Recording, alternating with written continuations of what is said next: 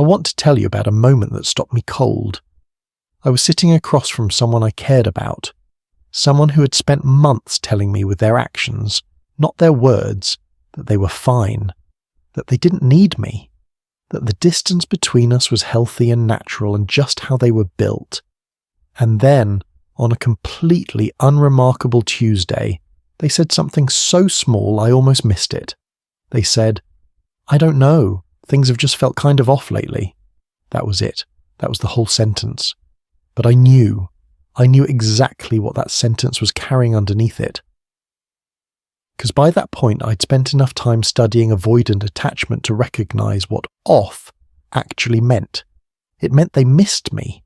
It meant the absence was hitting them in a way their nervous system had no language for. It meant the very thing they'd spent years building walls against had crept in through the back door anyway. And they had no idea how to say it. That's what this is about. Not whether avoidants have feelings. They do, okay?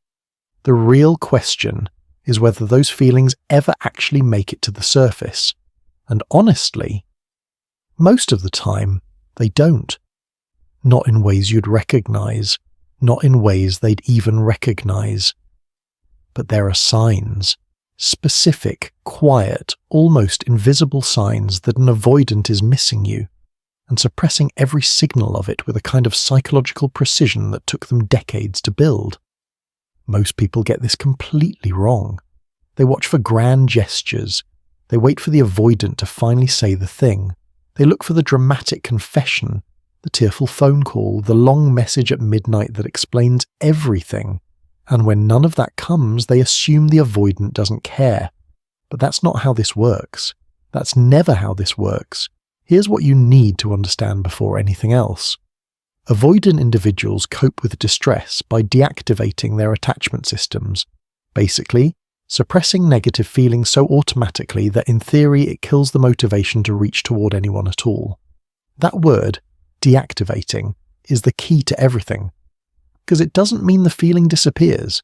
It means the feeling gets buried so fast, so automatically, that the person doing the burying genuinely believes it's not there. Think about that for a second. The missing is real. The feeling is real. But the suppression is so efficient, so well trained from years of emotional self-management, that an avoidant can look you in the eye and say, "I'm fine," and completely mean it, even while their body is telling a totally different story. Research actually shows that despite appearing calm on the outside, they can have significant physiological stress reactions happening underneath. Increased heart rate, facial expressions of distress they're not even aware of. That gap between what's happening inside and what gets expressed is the entire story. And once you understand it, you stop being confused. You stop taking the surface at face value. You start reading the actual language they're speaking, which isn't words, it's behaviour, it's pattern, it's these 7 specific things. Sign 1, they pick fights over nothing. You say something completely neutral and they snap, or they go cold over something so minor you spend an hour trying to figure out what you did. You keep replaying the conversation, looking for the thing you said that caused it, and you can't find it. Because the fight isn't about what it's about. Here's what's actually happening. Avoidant deactivating strategies include minimizing the relationship, rationalizing distance as necessary, mentally diminishing their partner's value, basically anything to avoid emotionally charged interactions. The irritability is a release valve. When the longing gets too loud to suppress, that energy has to go somewhere. It can't come out as, "I miss you." That's too vulnerable, too exposing. So it comes out sideways, as friction, as a sudden need to find something wrong with you, with the conversation, with the day. They're not being deliberately cruel. They're managing internal pressure they don't have words for, and conflict is the only valve that feels safe to them. Sign 2. They make low-stakes contact for no obvious reason, a meme, a song. A "hey, did you see this?" with a random link. A one-word reply to a story you posted 3 days ago.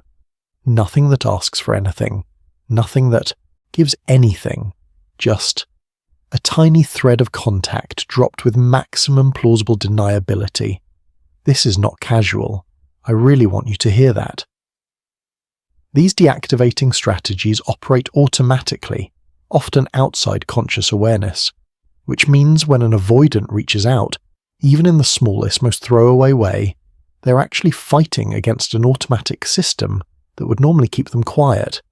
That meme cost them something they'll never admit to. The fact that they sent it anyway, that's the signal. Sign 3. They bring up shared memories unprompted.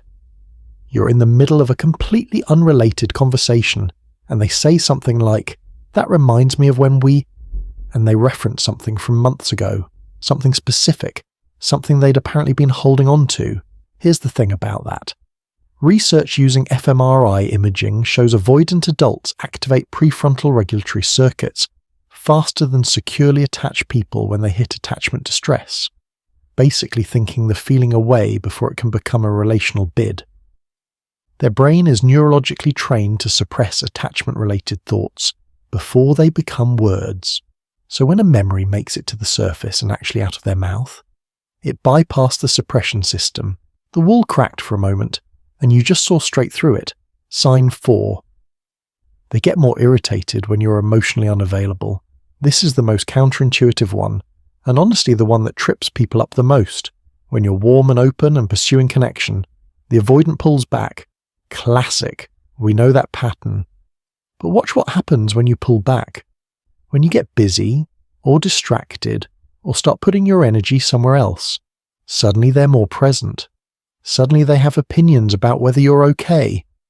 Suddenly there's an edge in their voice that sounds almost like jealousy, anxiety. Dismissive avoidants report missing people less intensely not because they care less, but because their attachment system suppresses those signals as a defense. The attachment system is still running underneath all that, and when you stop being predictably available, it activates.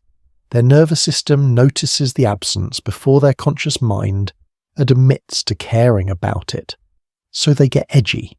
They reach out in small ways, and they will never connect the dots between their behavior and the fact that they miss you, which when you think about it, is kind of heartbreaking. Sign 5.